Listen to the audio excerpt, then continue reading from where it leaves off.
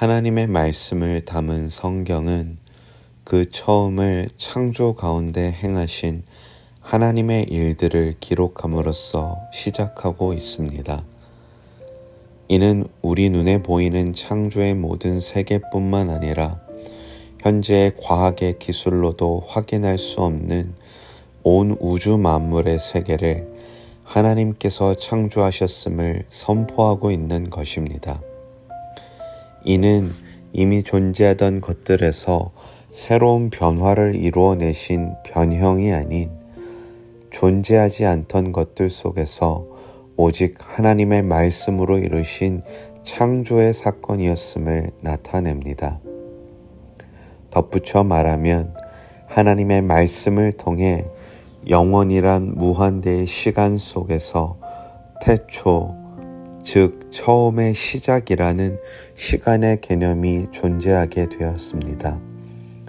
또한 질서가 없고 비어져 있던 땅이란 개념에 빛과 어둠을 나누시고 물과 하늘과 땅을 나누심으로 공간의 개념을 창조하셨습니다.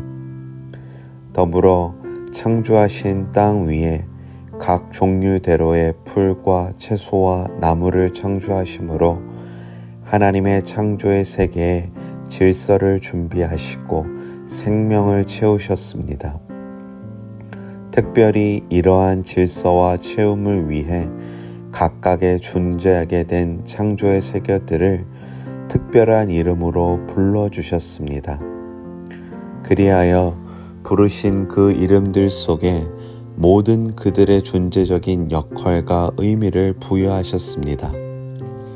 바꿔 말하면 빛을 낮이라 부르시고 어둠을 밤이라 부르심으로 하루라는 날짜의 개념을 시작하셨고 궁창을 하늘이라 묻을 땅이라 모인 물을 바다라고 칭하심으로 모든 것이 맞닿은 하늘과 땅과 바다의 경계선 속에서도 다른 존재적인 역할들과 의미들을 부여하신 것입니다. 마찬가지로 크리스천은 성도로 부름받은 사람들입니다.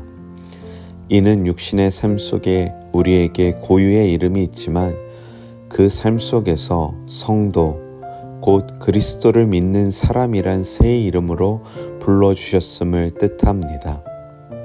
중요한 것은 하나님께서 창세전에 그리스도 안에서 우리를 택하여 주셨다는 사실입니다. 즉, 우리를 크리스천, 곧 하나님의 자녀로 부르실 계획을 온 우주 만물을 창조하시기 전부터 예정하셨다는 사실입니다. 무엇보다도 우리를 그리스도 안에서 불러주셨는데 이는 나의 힘과 노력으로 인해서가 아니라 오직 하나님의 은혜로 인해 이루어진 부르심이었음을 나타냅니다. 그러므로 우리의 눈앞에 보이는 상황과 환경이 어떠하든지 주님을 믿는 믿음을 통하여 그리스도 안에 있으면 새로운 피조물로서의 성도된 삶을 살 수 있습니다. 이는 하나님께서 부르신 이름들을 통하여 각 창조의 세계의 존재들에게 역할과 의미를 부여하셨듯 성도로 부름받아 새로운 피조물이 된 우리에게도 은혜 가운데의 부르심을 따른 크리스천으로서의 역할과 삶의 의미가 있음을 잊지 말아야 함을 나타냅니다. 즉, 은혜의 부르심을 입은 우리에게는 그 은혜를 나누고 흘려보내므로 생명의 영향력을 전해야 하는 의무가 주어졌음을 뜻합니다.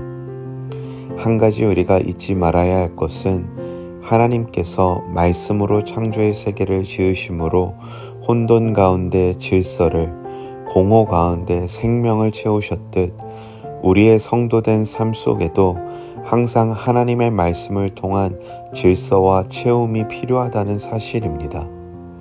즉, 말씀이신 예수님을 통한 창조의 역사가 이루어졌듯 우리의 삶에 말씀의 기준이 사라진다면, 말씀이신 예수님과의 동행이 줄어든다면 성도된 우리의 헌신은 혼돈과 공허에 무질서한 나의 맹목적인 노력이 되고 말 것입니다. 그러므로 매일의 삶에 말씀이신 주님과 동행함으로 주님의 뜻이 그대로 이루어지는 성도의 삶을 살아낼 수 있길 소망합니다.